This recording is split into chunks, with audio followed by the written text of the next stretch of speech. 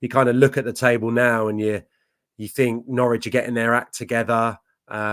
Is that result for Preston enough to put them back in the forefront of your mind? Talk to me about those two key moments within these results and just your general thoughts, and I'll bring the table up for you in a sec, on the chase outside of the top six. Yeah, I mean, as it stands today, as we sit here, I don't know what your cutoff would be, and just to contradict exactly what I just said a few moments ago, but you kind of look at the table now and you think Norwich are getting their act together. Is that result for Preston enough to put them back in the forefront of your mind and my mind? Probably not. Is probably my kind of take on Preston North End after that win over Ipswich. But yeah, it's going to be fascinating. I think that was a massive goal for Norwich. I think they're 3 wins from 4 now. Again, I thought it was just emphasising how much Barnes and Sargent have probably been missed. The emergence of Science as well, throw into that to complement how good Jonathan Rowe's been. So that was a massive goal. Coventry, and the opponent, Coventry, have been the best team in that area of the table, trying to achieve what all these teams have been doing over 2 months. Yeah.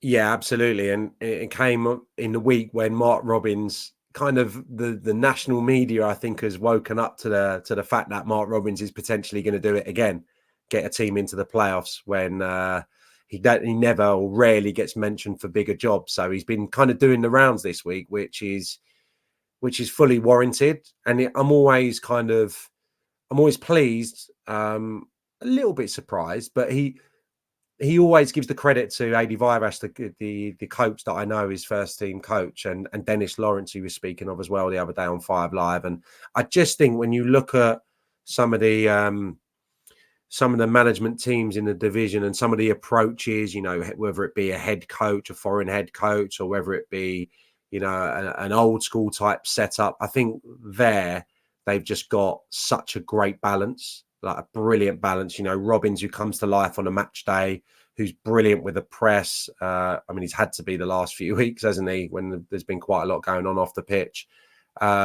works really well with the difficulties at boardroom level and what have you.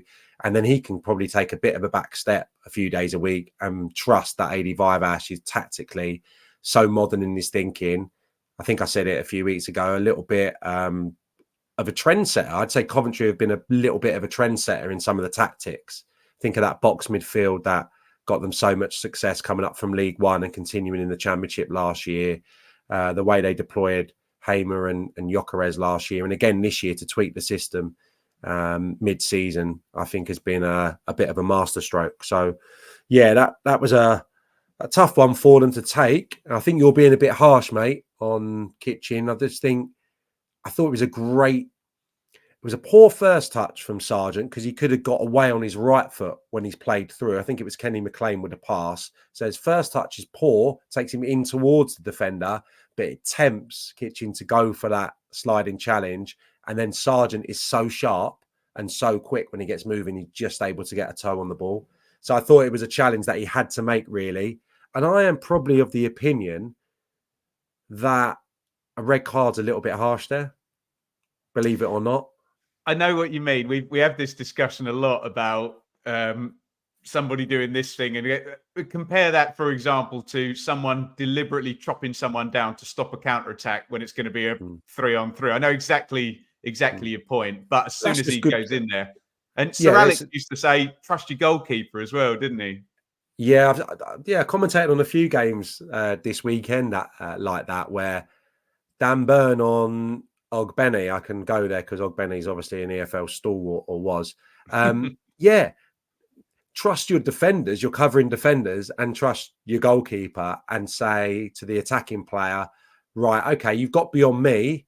Have you got the quality? There's still a long way to go. Have you got the quality to find that pass or find that finish? Especially in the first hour of a game, per se. I know Kitchings was a bit later than that, but yeah, I think we agree on that, Sam.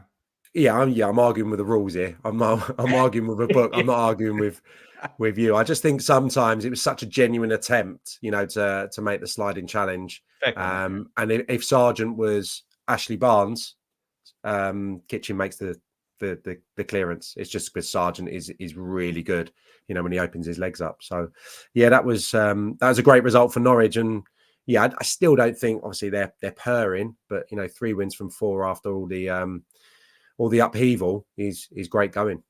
Just really quickly, Sam, on Middlesbrough Sunderland, someone in my watch along in the comments made a really cut through all the noise and said, this performance from both sides exemplifies maybe why neither of them will get in, because you've got Middlesbrough, who in the second half were kind of dominant and then didn't get the win. And you've got Sunderland, and it's fits and starts. And if you shut down Jack Clark, do you shut them down? Is that comment right on my stream? Yeah, I can understand it. Yeah, absolutely. I think there's kind of obvious flaws, isn't there, in both teams' makeups at the moment. Yeah, I think from a Middlesbrough perspective, they'll be really pleased to get to the end of the Asia Cup, albeit they'll have their players back like Burgess, won't they? So I don't know why I've turned into an expert on that subject, but I think they're getting 3 players back. No, 2 players from Asia Cup, 2 Aussies, and Senny Dieng, who I don't think's featured. I think I'm right in saying. I think I heard that. So there's the potential problem with the goalkeeper arrested straight away. Yeah. And yeah, he wasn't great in those Chelsea games. He got away with it in the first game, if memory serves me right, even though he let a few slip. Palmer had his didn't have his shooting boots on. So yeah, that was a bad mistake. I don't know if Sunderland are going to be able to soldier on and continue to pick up points, without really having that proper goal threat, outside of Clark. And Roberts returned, did he not?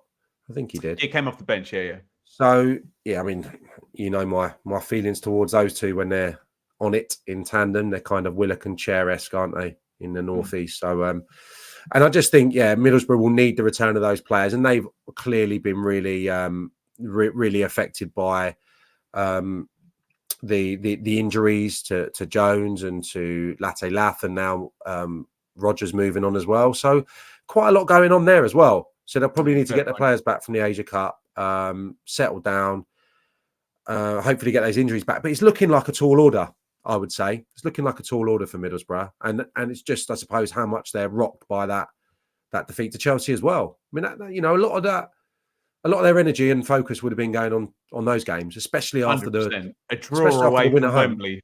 Yeah, especially after the win at home. So, is there that a bit like Kieran McKenna? Is there that ability to refocus the mind, to block out all the external, and to get motoring again in the league? And yeah, I would say it's looking doubtful for Middlesbrough at the moment, but you never know.